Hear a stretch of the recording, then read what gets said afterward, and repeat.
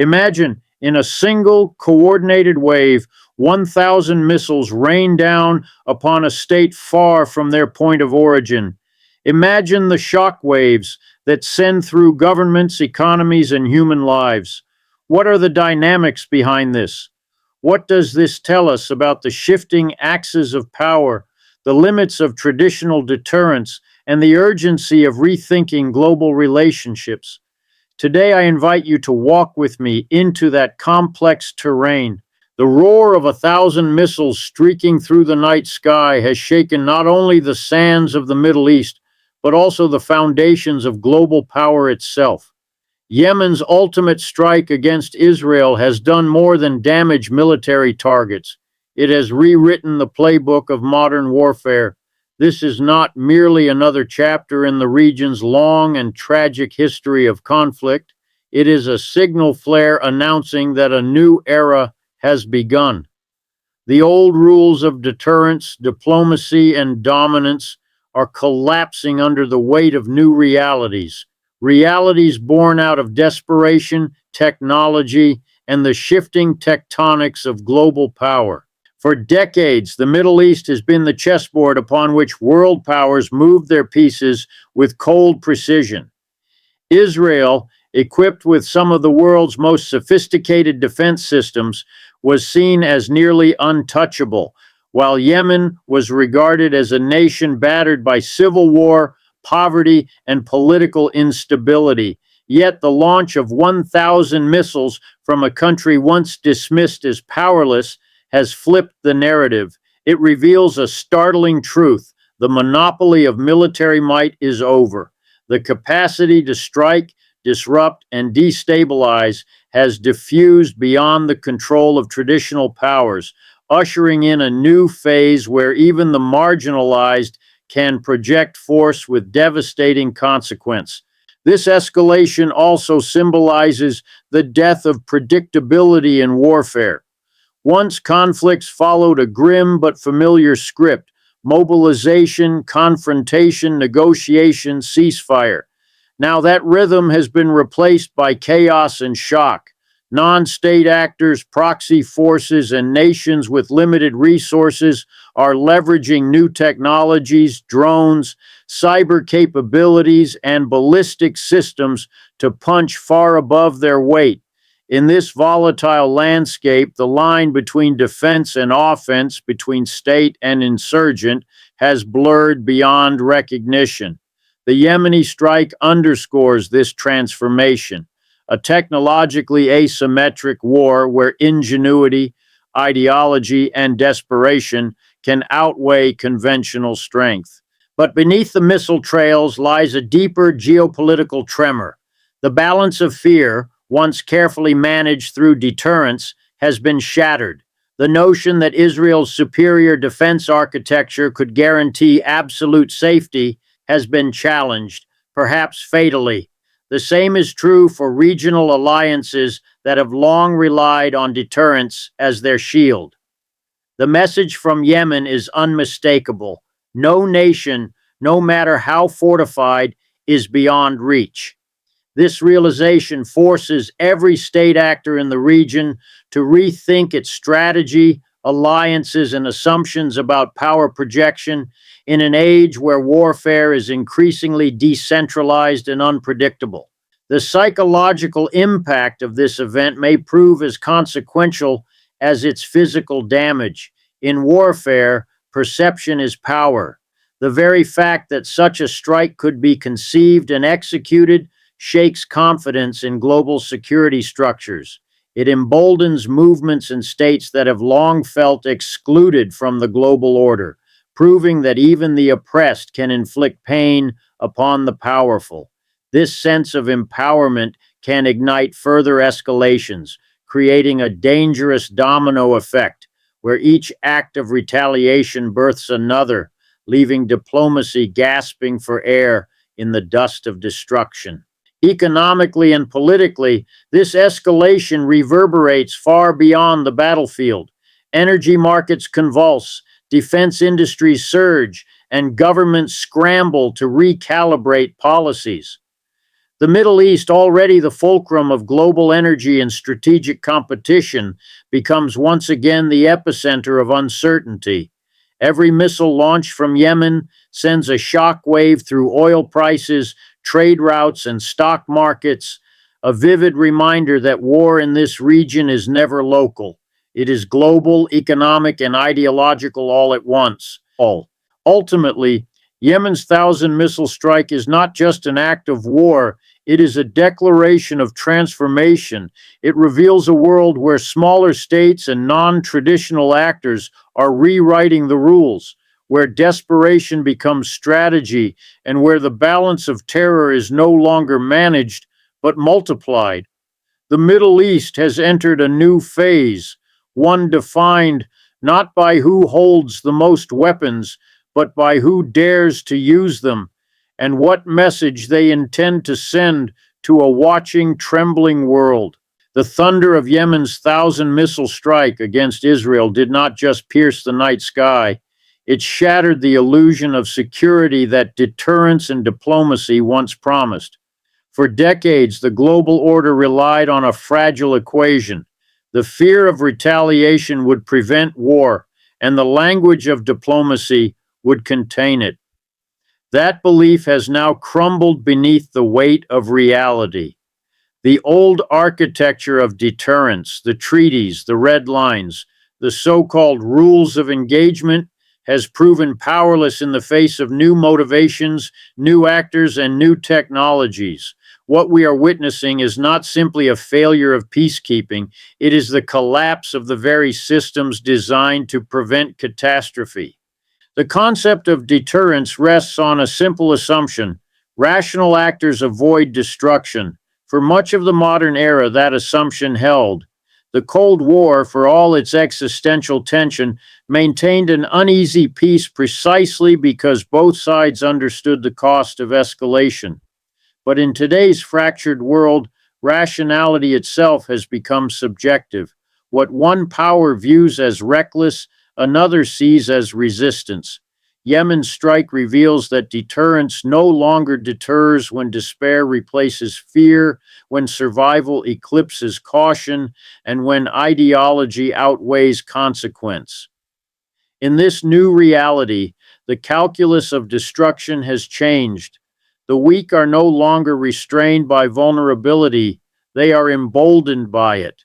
Diplomacy, too, lies in disrepair. Once the noble instrument of restraint, negotiation has devolved into spectacle, statements made for headlines rather than solutions. International summits convene, statements of concern are issued, yet the bombs continue to fall.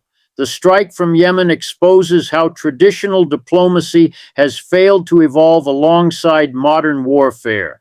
It is slow when conflict is instantaneous, cautious when the world demands boldness, reactive when crises demand foresight. When dialogue loses its credibility, missiles take its place.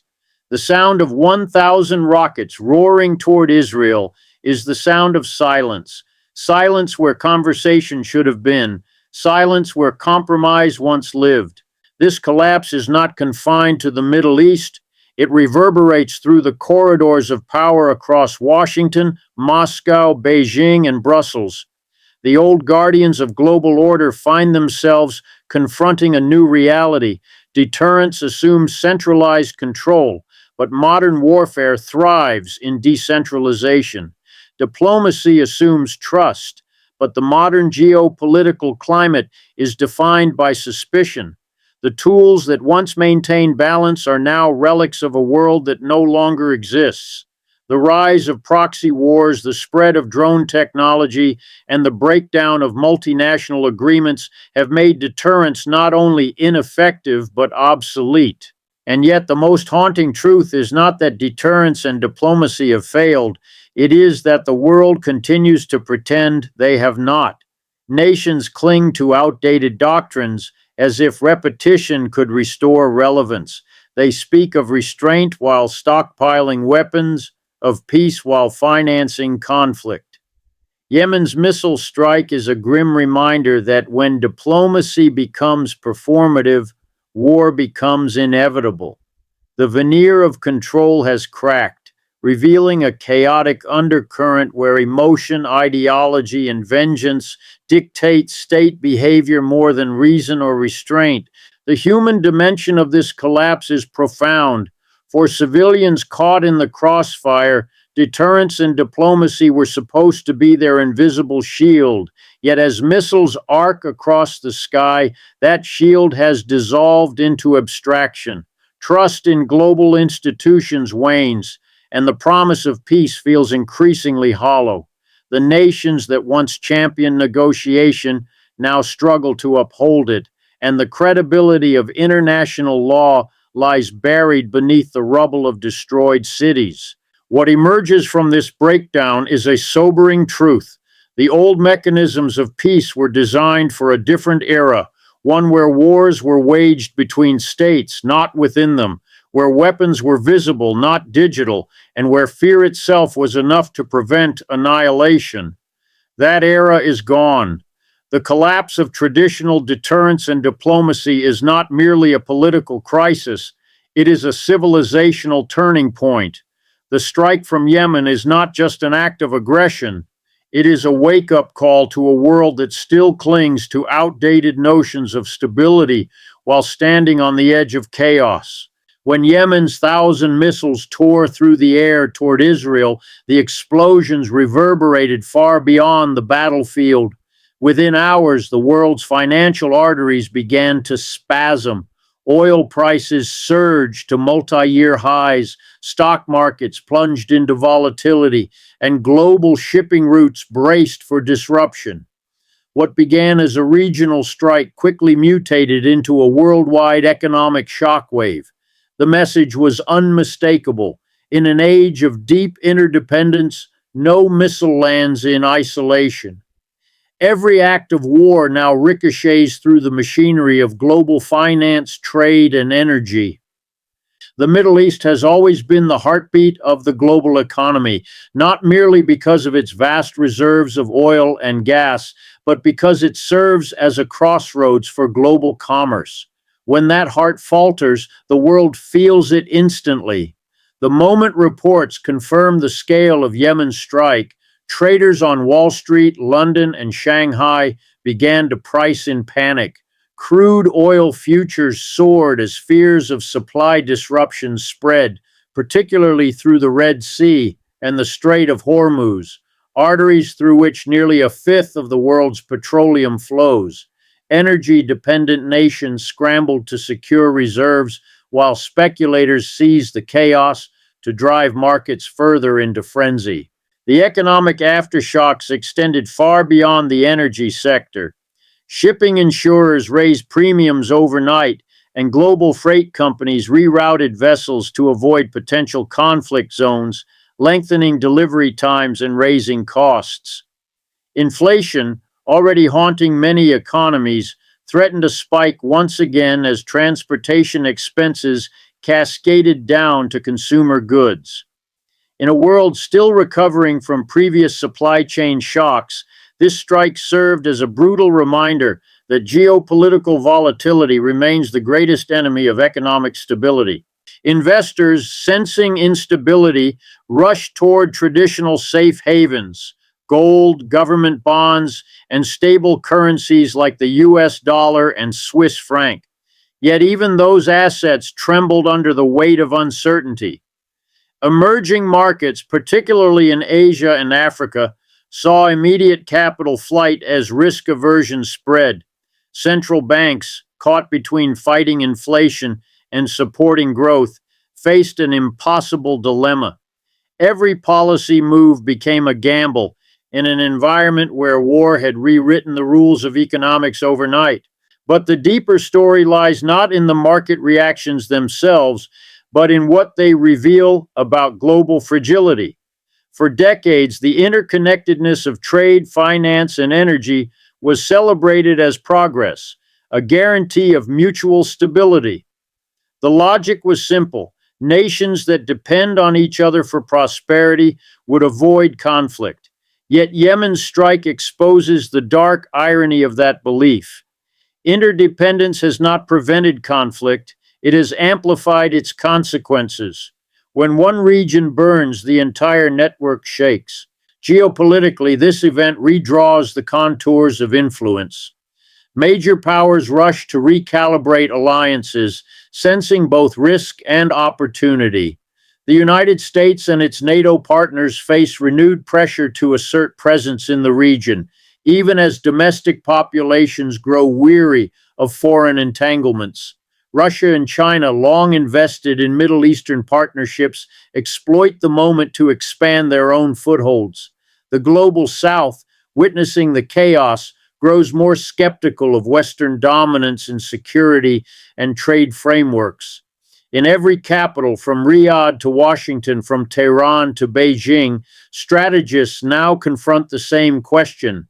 How do you maintain economic order in a world where warfare is decentralized and deterrence no longer works? Behind the numbers and markets lies a moral dimension that economists often overlook. Every spike in oil prices means households struggling to heat homes, factories scaling back production, and food costs rising for millions already living on the edge. The missiles that fall in one region translate into higher grocery bills, job losses, and instability in another. War, once confined to borders, now infiltrates wallets and dinner tables worldwide. The aftershocks of Yemen's strike prove that in the modern era, economics and geopolitics are not parallel forces. They are one and the same. Power is no longer measured solely by armies or missiles, but by who controls the flow of energy, capital, and information when the world trembles. And as markets convulse in response to conflict, one truth becomes clear. Global stability is as fragile as the peace that precedes it. And when that peace shatters, the shock waves spare no one. The thunderous assault of 1,000 missiles from Yemen toward Israel has not only transformed the Middle East, but also reignited a strategic dilemma that haunts Washington and NATO's corridors of power. For the Western alliance, long accustomed to projecting dominance through deterrence and diplomacy, this escalation presents a perilous question. Intervene and risk a wider war, or stand aside and watch regional instability spiral out of control. It is a familiar crossroads, one that exposes the limits of Western influence and the growing complexity of a multipolar world order. The strike has not just tested Israel's defenses, it has tested the West's credibility. The United States has for decades positioned itself as the chief architect of Middle Eastern security. From its unwavering support of Israel to its sprawling network of bases across the Persian Gulf, Washington's presence has been both a deterrent and a provocation. Yet Yemen's unprecedented strike underscores that American power, though vast, is no longer unchallenged. The traditional tools of influence, economic sanctions, military deterrence, diplomatic pressure, now appear blunt against a backdrop of asymmetric warfare, emerging regional coalitions, and a loss of moral authority among local populations weary of intervention. The U.S. finds itself in a strategic bind. Acting decisively could inflame anti-Western sentiment and entangle it in another endless conflict, while restraint could signal weakness, inviting further defiance from adversaries. For NATO, the dilemma is equally profound. The alliance was forged in the crucible of the Cold War to defend Europe from Soviet expansion, but its modern identity has drifted toward global crisis management. Yemen's strike forces NATO to confront its own contradictions. How far should it extend its reach beyond its traditional sphere?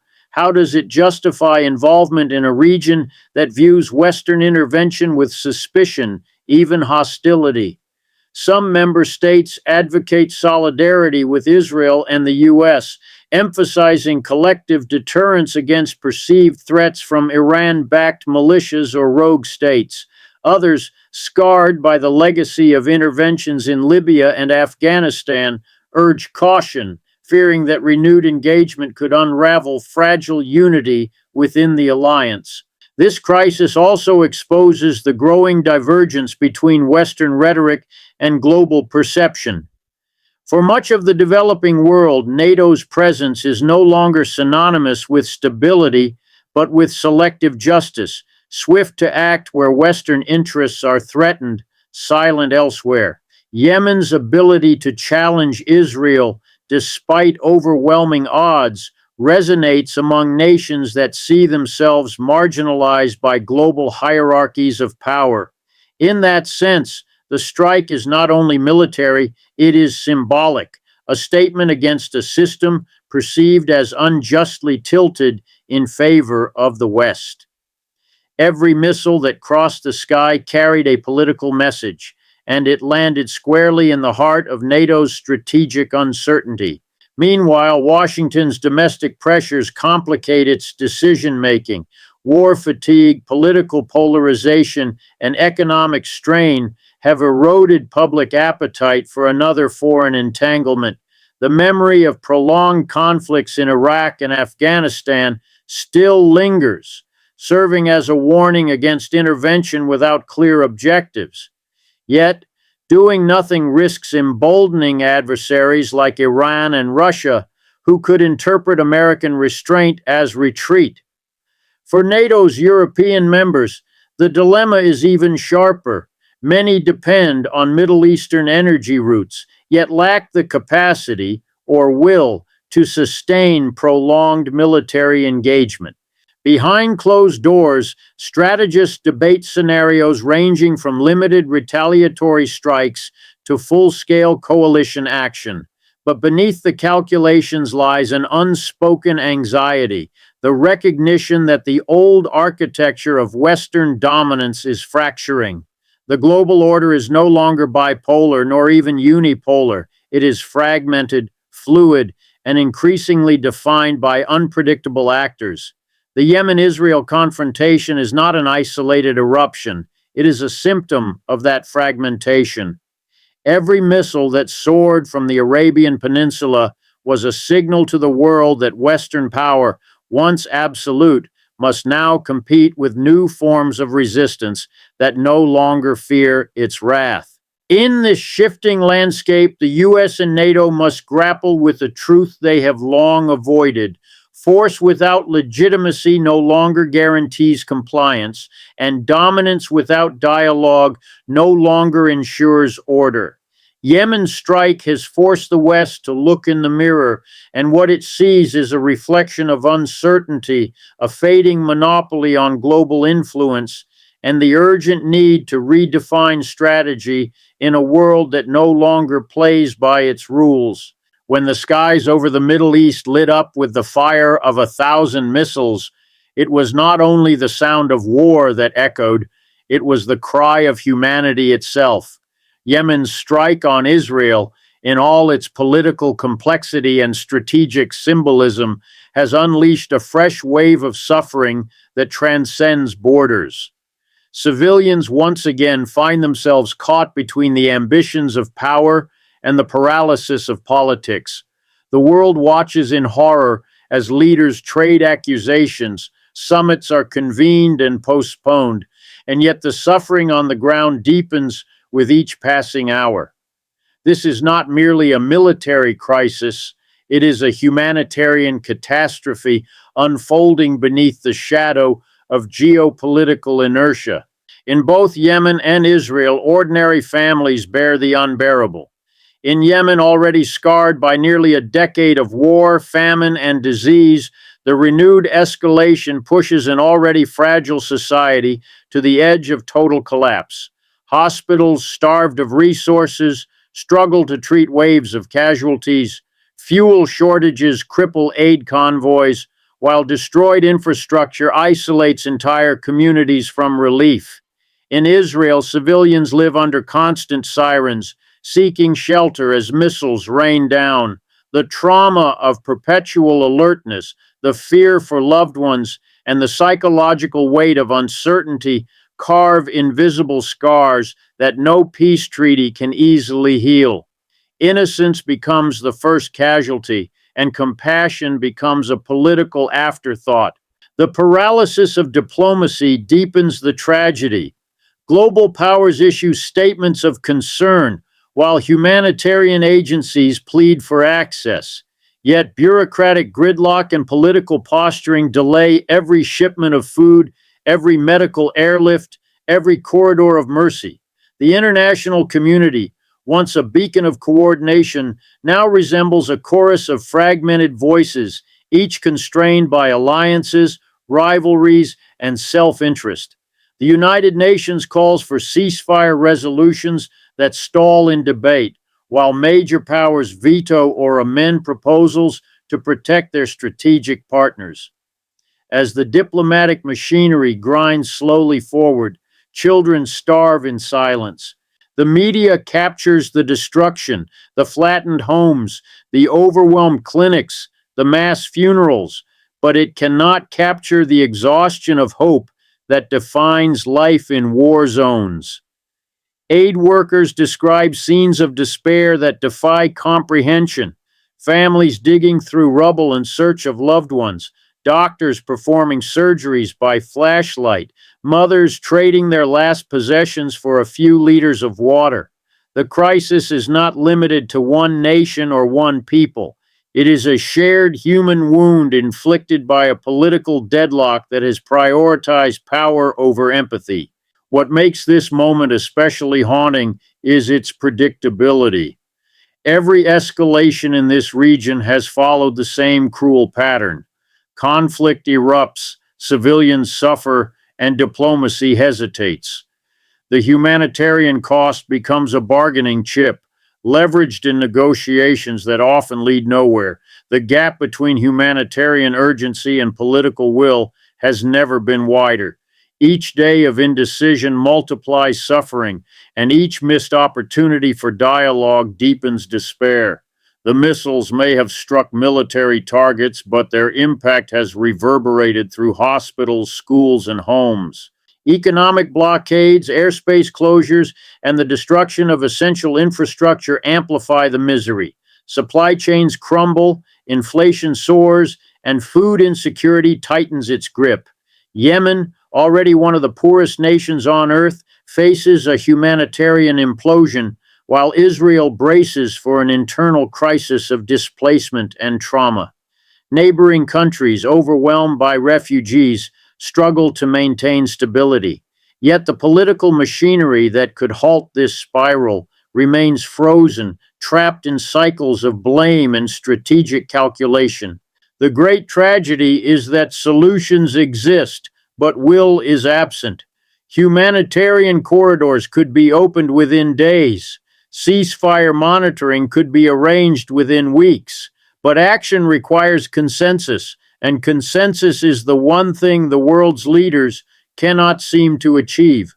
Yemen's strike has exposed not only the fragility of peace, but the fragility of compassion itself.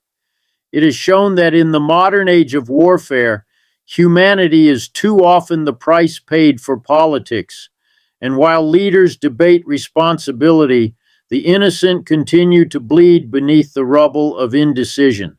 The thunder of Yemen's 1,000 missiles was not just an act of defiance, it was a message to the world that the global order, as it stands, is failing. The strike against Israel did more than expose military vulnerabilities. It revealed the deeper cracks in the foundation of modern geopolitics. It showed that the structures built to preserve peace have become instruments of paralysis, and that global power, once defined by dominance and deterrence, now teeters on the edge of irrelevance.